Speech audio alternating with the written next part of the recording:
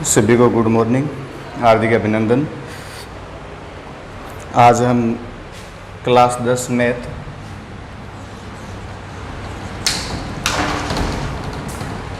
और इसके अंदर प्रश्नावली 17 पूरी कर ली थी और आपको बताया था विविध प्रश्नमाला आप खुद को करनी है, उनके जैसे सवाल थे।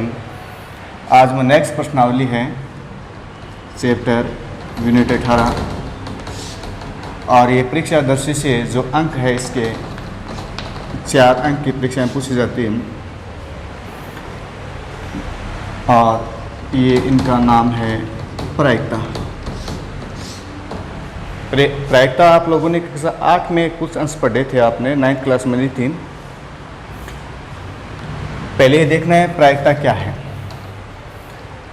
प्रायिकता के अंदर कोई आपको घटना दे रखी है और घटना के जो आपको सूचना दे रखी है, सूचना के आधार पर आपको कोई परिणामों पर पता करना है या सिद्धांत जानना है, उसी को हम क्या कहते हैं, प्रायिकता। प्रायिकता एक तरह से है किसी घटना के बारे में तथ्यों के आधार पर पूर्वानुमान लगाना। जिस प्रकार मौसम के बारे में पूर्वानुमान लगाना, बारिश कितने % हो सकती है या नहीं हो सकती, या दो आपके पास आंकड़े इसमें कौन सा आएगा, जैसे कोई विद्यार्थी है या कितने विद्यार्थी है तो उत्तीर्ण हो जाएंगे, कितने अनुत्तीर्ण हो जाएंगे, और एक तरह से उसका पूर्वानुमान लगाना तथ्यों के आधार पर, उसी को क्या कहा जाता है, प्रायिकता कहा जाता है। % जानना उसका। प्रायिकता ज्ञात करने के लिए हम जिसका फॉर्मूला लगाते हैं, कोई घटना घटित हो रही है उसके अनुकूल कितने परिणाम आ रहे हैं, किसके आधार पर कार्य करे, उसको कहते हैं अनुकूल परिणाम। कितने परिणामों में से उसको कहेंगे कुल परिणाम। यानी छोटा सा सूत्र आपको याद रखना है, अनुकूल परिणाम बटा कुल परिणाम। प्रायिकता को शॉर्ट में हम कह सकते हैं PE, प्रोबेबिलिटी गिवन, घटना घटित होने की प्रायिकता। अब किसी कार्य करने को होने या न होने, यानी हो भी सकता है नहीं भी हो सकता है, तो प्रायिकता घटना घटित होने न होने दोनों का जो % होता है यानी योग होता है, इसको हम लिख सकते हैं PE, और PE बार बराबर दोनों का योग टोटल होता है 1, यानी 100% होता है कार्य करने या नहीं करने। जिस प्रकार कुछ क्वेश्चन ले रहे हैं हम प्रश्नावली 18 के। एक क्वेश्चन दे रखा है, एक पासे को फेंकने पर 4 से बड़ा अंक आने की प्रायिकता ज्ञात कीजिए। एक पासे को फेंकने पर, तो पहले तो ये पता होना जरूरी है कि पासे के अंदर कुल तथ्य कितने हैं, कुल आंकड़े कितने हैं, कौन कौन से अंक आ सकते हैं। तो पासे में अंक, पासे में अंक आपको पता है, पासा से भी जानते होंगे, तो 1, 2, 3, 4 यानी 6 अंक तक उस पर अंकित होते हैं। जब पासा फेंका जाता है तो उनमें से कोई एक अंक आएगा, या 1 आएगा, या 2 आएगा, 3 आएगा। इस प्रकार वो कितनी घटना घटित हो गई, 6 टोटल हो गई। उसमें कुल परिणाम कितने हो गए, 6 हो गए। पूछा क्या गया है, एक पासे को फेंकने पर 4 से बड़ा अंक आने की प्रायिकता ज्ञात कीजिए। आपको सिर्फ 4 से बड़ा अंक आने के बारे में बताना है। तो 4 से बड़े अंक कौन कौन से हैं, 4 से बड़े अंक, तो 4 से बड़ा अंक 5 और 6।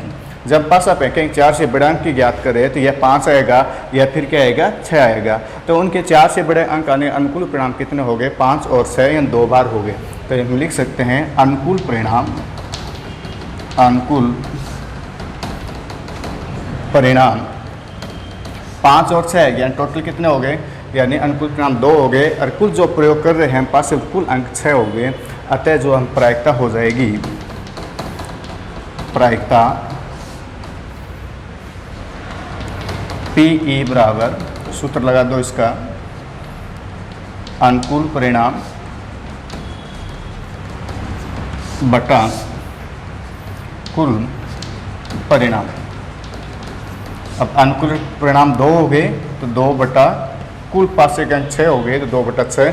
आगे सरल हो रहा है, सरल भी कर सकते हैं, 2 के फाड़े से 1 बटा 3। अतः जो प्रायिकता कितनी होगी, 1 बटा 3। 1 बटा 3 का तात्पर्य हो गया 0.33, यानी 33% संभावना हो गई 5 या 6 आने की। जैसे एक क्वेश्चन और लिया हमने सिक्के के बारे में, तो इन क्वेश्चन 2-3 प्रकार के बनते हैं। सिर्फ एक सिक्के को 2 बार उछाला जाता है, दोनों बार चित्त आने की प्रायिकता ज्ञात कीजिए। तो सिक्के के टोटल जो पहलू होते हैं वो 2 ही होते हैं, एक साइड पट और एक साइड चित्त, यानी हेड और टेल। तो या तो हेड आएगा या फिर क्या आएगा, टेल आएगा। तो एक पासे को 2 बार उछाला जाता है, दोनों बार सिर्फ आने की प्रायिकता ज्ञात कीजिए। तो सिक्का फेंकने पर क्या परिणाम हो सकते हैं? सिक्के को फेंकने पर या फिर उछालने पर प्राप्त परिणाम, संभावित जो परिणाम आएंगे क्या क्या आएंगे? या तो एच आएगा या फिर क्या आएगा? टी आएगा। एच यानी हेड चित और टी का अर्थ हो गया टेल यानी पट। क्या हेड आएगा या फिर क्या आएगा? टेल आएगा। अब आपको प्रायिकता पूछी किसकी है? दोनों बार चित आने की प्रायिकता। एक सिक्के को 2 बार उछाला जाता है तो एच और टी आएगा। यदि सिक्के को 2 बार उछालें, एक बार उछालेंगे तो एच या टी आएगा। जब बात हो रही है कितने की? सिक्के को 2 बार उछालने की, सिक्के को 2 बार उछालने की, या एक सिक्के को 2 बार उछालने की, या फिर ये भी कह सकते हैं 2 सिक्कों को एक साथ उछालने की परिणाम एक क्या आते हैं। तो यदि एक सिक्के को हम उछाल रहे हैं तो प्राप्त परिणाम क्या आएगा? 2 आएगा, एच आएगा या फिर क्या आएगा? टी आएगा। किंतु सिक्के को 2 बार उछाल रहे हैं, मान लो उसने क्या कहा, सिक्के को 2 बार उछाल रहे हैं तो 2 स्थितियाँ आएगी। या फिर दोनों बार क्या आएगा? एच आएगा, या दोनों बार एक साइड आ गया, या कह सकते हैं दोनों बार क्या हो सकता है? टेल। या ये भी हो सकता है एक बार एच आया, एक बार टी, और एक बार टी आया, दोबारा क्या आ गया? एच। इस प्रकार इसके टोटल 4 परिणाम हो गए। यदि एक सिक्के को हम एक बार उछालेंगे तो कितने परिणाम आएंगे? 2। यदि उसी सिक्के को हम 2 बार उछाल रहे हैं तो परिणाम डबल हो गए, यानी कितने आ जाएंगे? 4। क्यों 4 हो गए? इसमें आगे होगा ये हम संभावना व्यक्त कर रहे हैं, संभावित परिणाम आएंगे। यदि हम एक सिक्के उछाल रहे हैं, दोनों बार क्या हो सकता है? हेड हेड हो सकता है, या फिर दोनों बार क्या हो सकता है? टेल टेल हो सकता है, या पहले बार एच आ गया, दोबारा क्या आ गया? टी आ गया, और पहले टी आ गया फिर क्या आ गया? एच आ गया। इस प्रकार कुल परिणाम कितने हो गए? 4 हो गए। अब आपको पूछा कि दोनों बार चित आने के परिणाम, दोनों बार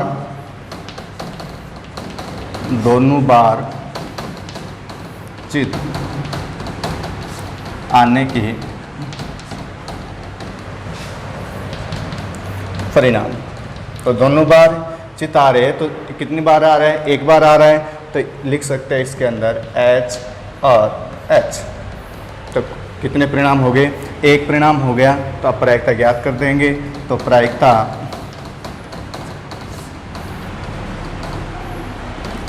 बराबर पीई, और प्रायिकता अनुकूल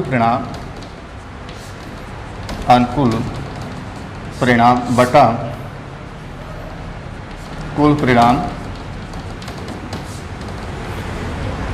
अब जो अनुकूल परिणाम है वो तो हो गया 1, और कुल परिणाम कितना हो गया? 1/4। अतः जो प्रायिकता थी वो कितनी हो गई? 25% हो गई, 1/4 हो गई। तो समझ आ गया होगा किस प्रकार आपको करना है।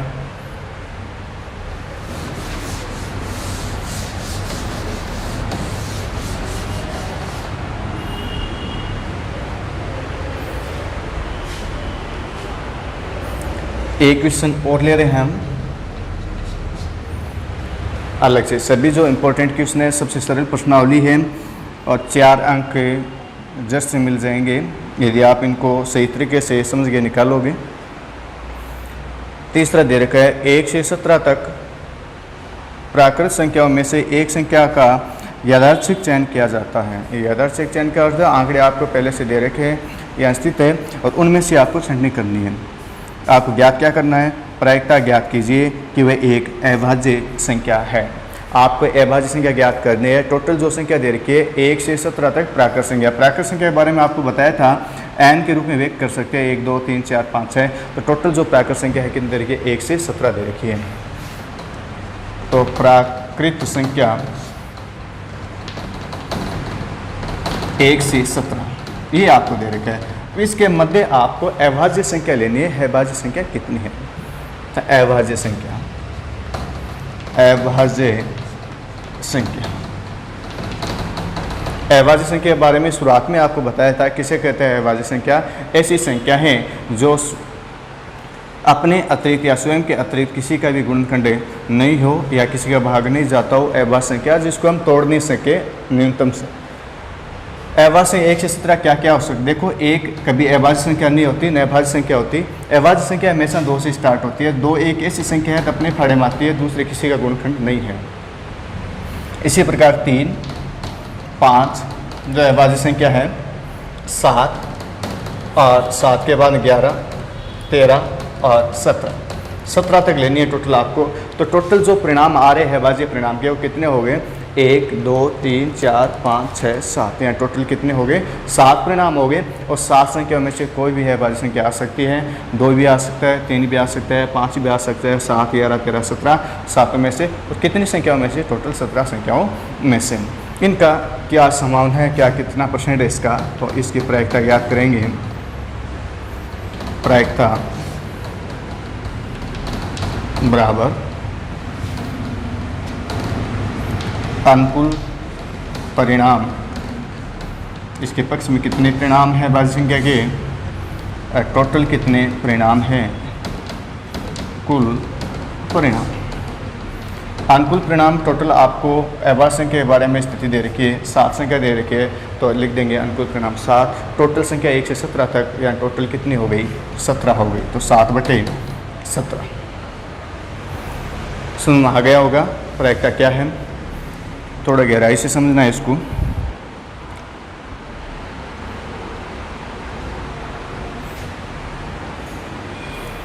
आगे अगला चौथा क्वेश्चन इंपॉर्टेंट लगा लीजिए लेना। अच्छा क्वेश्चन है, एक सिक्के को लगातार 3 उछालों में एकानंतरित चित्त या पट आने की प्रायिकता ज्ञात कीजिए। एक सिक्के को लगातार 3 उछालों में, पीछे क्या था? 2 उछाल थी, एक क्वेश्चन और लिया था हमने सिक्के वाला, उसके अंदर कहा था एक सिक्के को 2 बार उछालने पर। अब यार जो क्वेश्चन है वो क्या दे रखा है आपको? एक सिक्के को 3 बार उछालने पर लगातार 3 उछालों में एकानंतरित चित्त या पट आने की प्रायिकता ज्ञात कीजिए। तो पहले ये देखना है, एक सिक्के को जब हम 3 बार उछालते हैं तो उसके परिणाम क्या आते हैं। तो सिक्के को 3 बार उछालने पर संभावित कुल परिणाम, संभावित कुल परिणाम। यदि एक सिक्के हम 3 बार उछालेंगे तो संभावित कुल परिणाम कितने आएंगे, ये आपको देखना है। तो मान लें तीनों सिक्कों को हमने उछाला और तीनों बार क्या आ गया? एच आ गया, यानी एक सिक्का उछाला और तीनों बार ही क्या आया? वो एच एच एच आया। फिर हमने उस सिक्के को उछाला तो तीनों बार क्या आ गया? टी और टी, तीनों बार ही टी आ गया। या फिर ये भी हो सकता है हम किसी सिक्के को उछाल रहे हैं और लगातार 2 बार एच एच आ जाए और फिर क्या आ जाए? टी आ जाए, ये भी हो सकता है। या फिर ये भी हो सकता है दोनों बार टी आ जाए फिर क्या आ जाए? एच आ जाए, ये भी हो सकता है एच टी टी और टी एच एच, ये भी हो सकता है। या फिर ये भी हो सकता है पहली बार एच हो गया बन टी बन एच, फिर एच बन टी बन क्या हो गया? टी एच और टी, ये भी हो सकता है। इस प्रकार आपके जो परिणाम आ रहे हैं कुल परिणाम कितने हो गए?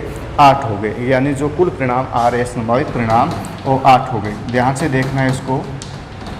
अच्छा क्वेश्चन है, अब आपको पूछा क्या है? क्वेश्चन को ये देखना है, आपको पूछ रखा है एकानंतरित चित्त या पट आने के परिणाम आपको पूछे हैं। तो आप ये देखना है एकानंतरित होता क्या है?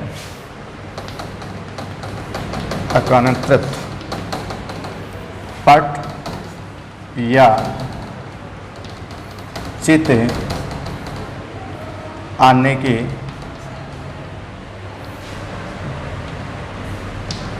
अनुकूल स्थितियां या कह सकते हैं अनुकूल परिणाम। इसका तात्पर्य क्या है? पहले ये देखना है आपको एकानंतरित क्या होता है। एकानंतरित का तात्पर्य हो गया एक छोड़कर एक छोड़, यानी एक बार पट एक बार चित्त, या फिर एक बार चित्त एक बार पट, यानी वो लगातार नहीं होने चाहिए, यानी एक छोड़कर आना चाहिए। तो ऐसी स्थिति हमारे पास 2 बार है। पहले एच आ रहा है, बार टी आ रहा है, फिर क्या आ रहा है? एच आ रहा है, फिर टी आ रहा है, एच आ रहा है, फिर क्या आ रहा है? टी आ रहा है। और ऊपर वाली स्थिति में लगातार आ रहे हैं। देखो इसमें पट है ही नहीं, इसका अंचित नहीं है, इसमें लगातार नहीं है, ये लगातार है, आपको लगातार नहीं है ये लेना है। तो अनुकूल परिणाम जो आ रहे हैं हमारे पास HTH या THT, यानी टोटल जो स्थितियाँ हो गई उसकी स्थिति के एकांतर के अंदर 2 स्थितियाँ हो गई। अब इसके आपको प्रायिकता ज्ञात करने हैं, तो सूत्र लगा देंगे। प्रायिकता PE, सूत्र लगा दो अनुकूल परिणाम बटा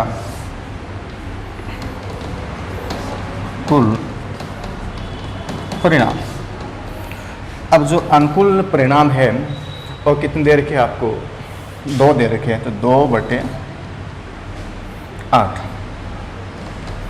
1/4, तो इनका 25% समान होगी, 1/4 इसकी प्रायिकता होगी। अगला क्वेश्चन देखिए, नेक्स्ट क्वेश्चन 5वां। 5वें के बारे में आपको ढंग से बात पूरी समझनी है, इसके बाद हल करना है इसको।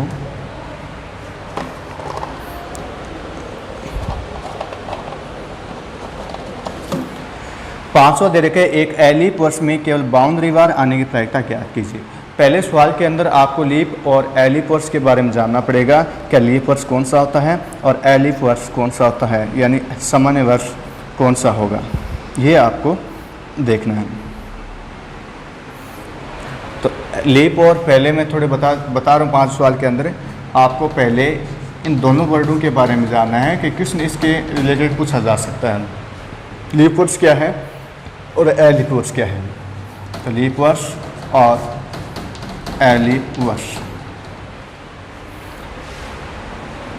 तो आपने सुना होगा कभी फरवरी 28 दिन की आती है, कभी 29 दिन की आती है, तो ये लीप और लीप वर्ष की कारण आती है। कभी आपके 28 में दिनों की आएगी फरवरी, कोई वर्ष में 29 दिन गए, कब आती है 4 वर्षों से एक बार आती है फरवरी 29 दिन की। तो ये लीप वर्ष होने पर फरवरी क्या हो जाती है 29 दिन की हो जाती है, और लीप वर्ष होने पर क्या हो जाती है फरवरी 28 दिन की हो जाती है। तो आपको इतना ही पता करना है, जिस वर्ष में 4 का भाग पूरा जा रहा हो, जिस वर्ष में 4 का भाग पूरा जा रहा हो उसको हम लीप वर्ष कहेंगे, और जिस वर्ष में 4 का भाग पूरा नहीं जा रहा हो उसको हम क्या कहेंगे, लीप वर्ष कहेंगे। याद रह जाएगा, जिस वर्ष में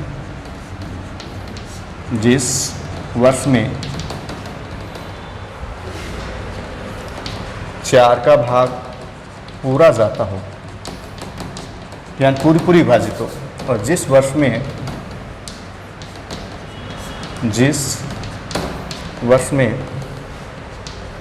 4 का भाग पूरा नहीं जाता हो,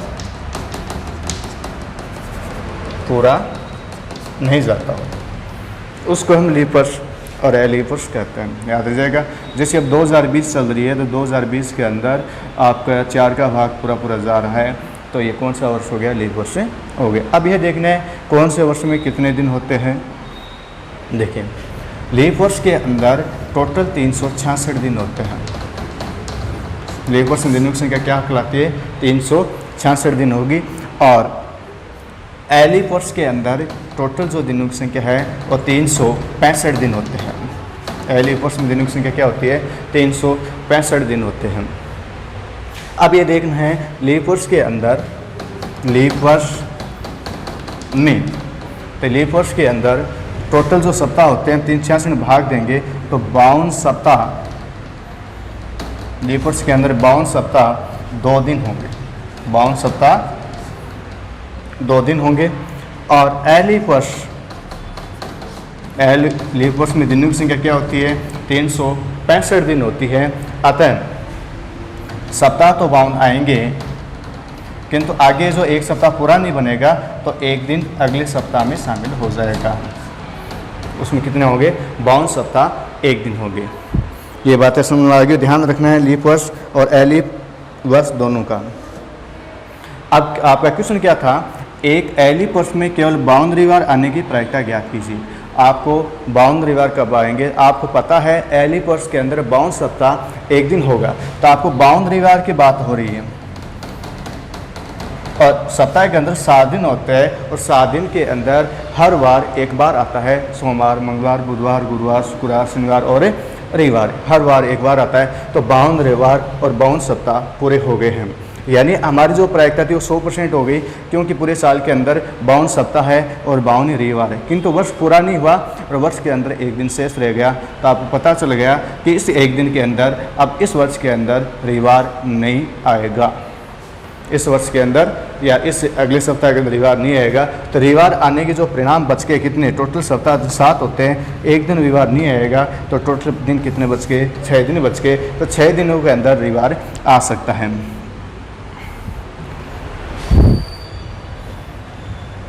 ये सामान्य बातें थी। अब सवाल की बात करते हैं हम। ये आपको समझाने के लिए अलग से नोट डाल के लिख लेना इसको। क्वेश्चन संख्या 5 ये कह रखा है कि एक एली पर्स में केवल 52 रविवार आने की प्रायिकता ज्ञात कीजिए। तो आपको यही देखना है, एक एली पर्स में एक एली पर्स में 365 दिन या अर्थात 52 सप्ताह एक दिन होता है, एक दिन होता है। आपको 52 रविवार चाहे और 52 सप्ताह चाहे तो आपको तो प्रत्येक एली पर्स में प्रत्येक वार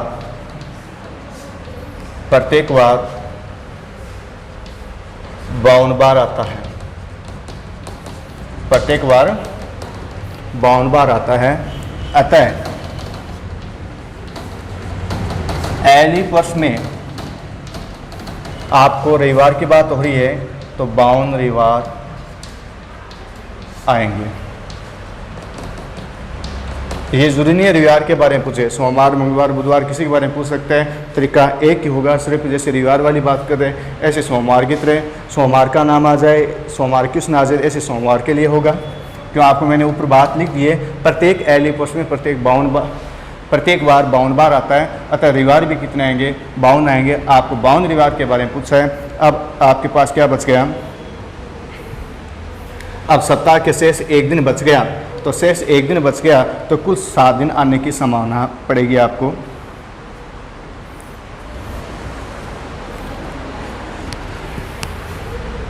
शेष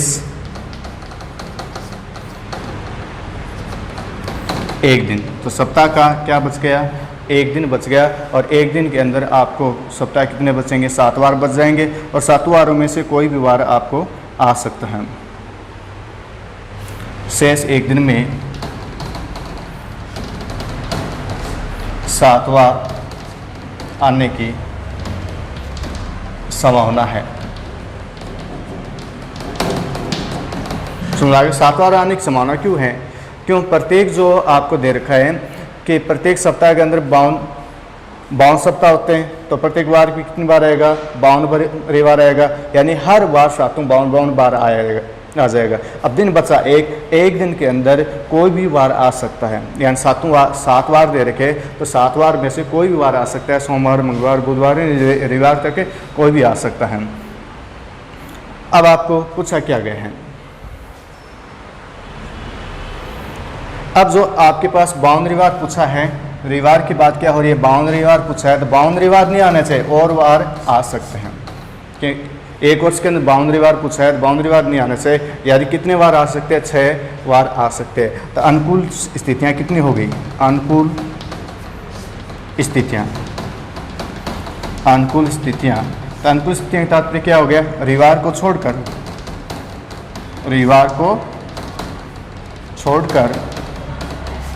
को छोड़ेंगे तो टोटल वार, शेष वार कितने बचेंगे, 6 बचेंगे। अतः जो प्रायिकता होगी इसकी क्या प्रायिकता होगी, अनुकूल परिणाम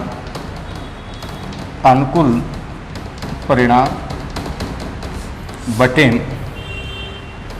कुल परिणाम। तो अनुकूल परिणाम हमारे पास रविवार के बिना 6 हो गए और टोटल सप्ताह के अंदर दिन होते हैं 6/7। यदि यहाँ पर यह पूछ लिया जाता 52 रविवार नहीं आने की प्रायिकता ज्ञात कीजिए, नहीं आने की बात हो जाती तो वो कौन सा रविवार छोड़ रहे थे, एक छोड़ रहे थे, तो क्या हो जाता कि 52 सप्ताह में 52 रविवार आ जाते, एक दिन ऐसा होता उसके अंदर रविवार नहीं आता, अतः उसकी प्रायिकता क्या हो जाती 1/7 हो जाती। समझ में आ गया होगा। नेक्स्ट क्वेश्चन,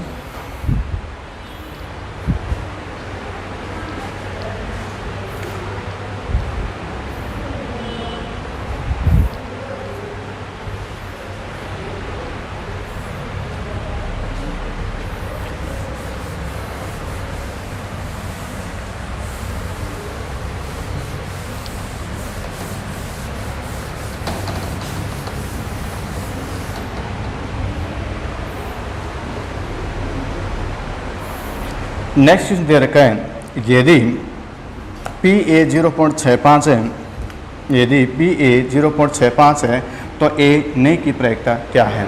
सवाल क्या दे रखा है आपको, अच्छा क्वेश्चन दे रखा है PA 0.65, A का मान क्या दे रखा है 0.65 आपको दिया हुआ है। अब पूछा A नई की प्रायिकता क्या है, A नई की प्रायिकता क्या है। आपको पूछा है ए नहीं, ए ले लो चाहे ए ले लो, बात एक ही है। आपको नहीं प्रायिकता पूछिए, आपको अभी बताया था दोनों का योग टोटल 100% होता है यानी 1 होता है। इनमें हम लिख सकते हैं PA प्लस PA बराबर टोटल जो योग होगा वो क्या हो जाएगा 1 हो जाएगा। अब इनका मान आपको दे रखा है 0.65 प्लस PA डैश बराबर 1 और PA, अब इसका पक्षांतरण कर देंगे तो 1 माइनस 0.65। इस प्रकार का क्वेश्चन आ जाए नहीं होने को तो आप उनको 1 में से घटा दीजिए यदि आपको आनिक प्रायिकता का मान दिया हुआ है।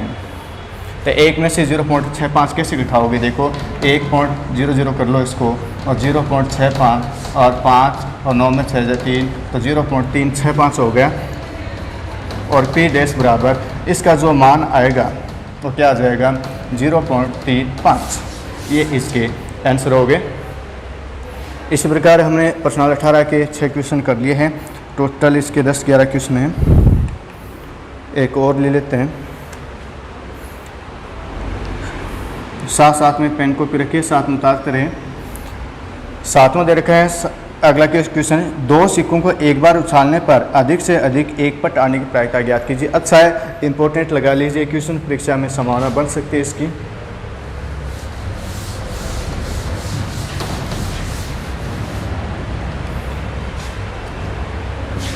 क्वेश्चन संख्या 7। अच्छा क्वेश्चन, 2 सिक्कों को एक बार उछालने पर, अभी मैंने कि एक सिक्के को 2 बार उछालना या 2 सिक्कों को एक साथ उछालना एक ही बात है। 2 सिक्कों को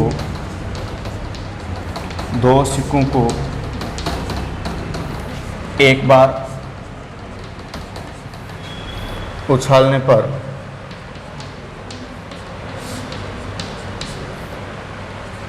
पर संभावित कुल परिणाम, संभावित कुल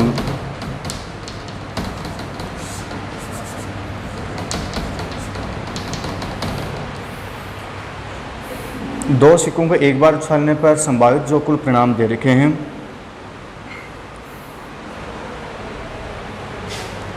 अभी हमने एक सवाल किया था HH TT या HT और TH, यानी टोटल जो परिणाम होंगे 4 परिणाम हो जाएंगे। अब थोड़ा सा आपको देखना है, उछालने पर अधिक से अधिक, देखो इस वर्ड पर ध्यान रखना है, सवाल कहीं गलत नहीं हो जाए। अधिक से अधिक, अधिक से अधिक 1 पट आने की प्रायिकता, ये पूछा है। 1 पट का अर्थ है, ये देखना है आपको कि अधिक से अधिक एक पट का क्या अर्थ है। कई बार क्या आता है यहाँ पर कम से कम एक पट या एक चित्र, इस प्रकार का नाम आ सकता है। अधिक से अधिक का तात्पर्य हो गया एक से ज़्यादा नहीं होना चाहिए, अधिक से अधिक एक से कम हो सकता है या 0 हो सकता है, माइनस में हो सकता है, किंतु एक से ज़्यादा नहीं हो सकता। इसका तात्पर्य ये, इसका तात्पर्य क्या हो गया, एक पट या एक से कम। अधिक से अधिक का तात्पर्य समझ गया ना, कम से कम का तात्पर्य क्या हो गया, एक से अधिक।